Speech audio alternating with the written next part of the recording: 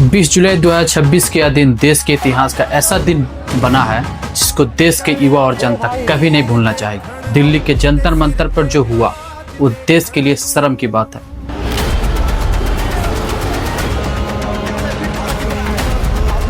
लोगों पे लाठियां जलाई गई, हम क्या करें? किस तरीके का प्रोटेस्ट किया जाए इस देश में? भारत के इतिहास का यह पहली सरकार है जो अपने ही देश के बच्चों पर लाठी चार्ज कर रही है, उनको पीट रही है, गालियां दे रही है, पीट पीट कर उनके सर फोड़ रही है। बाहर घटिया सरकार। देश के छात्र युवा इतने दिनों से शांतिपूर्ण प्रोटेस्ट पर बैठे हैं, भूख हड़ताल पर बैठे हैं। सरकार को इनसे बात करने की बजाय इनको लाठी से मार रही है। ये लाठी चल रही है, ये लाठियां चल रही है। क्या इसी दिन के लिए देश के वीरों ने अपनी बलिदान देकर हमें आज़ादी दिलाई थी? गांधी जी की इस देश में अपने हक की आवाज उठाना, देश में करप्शन को रोकने की मांग करना, देश में अकाउंटेबिलिटी की मांग करने पर लाठियों से पीटा जा रहा है। सरकार की यह लाठी जनता को नहीं बल्कि सीधे तौर पर देश के डेमोक्रेसी को मार रही है।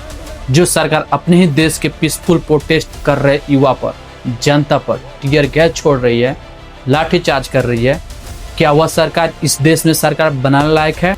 नहीं। यह सीधा प्रमाण है कि जो सरकार आज युवाओं को उनके हक के लिए पीट रही है वो एक दिन देश के समस्त जनता को पीटेगी।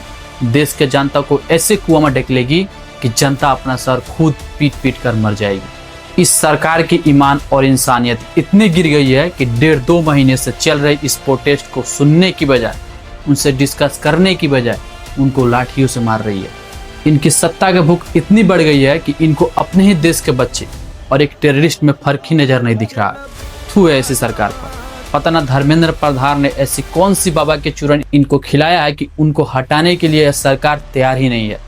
मात्र एक धर्मेंद्र प्रधान के लिए यह सरकार पूरे देश से पंगा ले रही है। कहावत किसी ने सच ही कहा है कि विनाश काले विपरीत बुद्धि। यह कहावत मुझे अब बिल्कुल सच दिख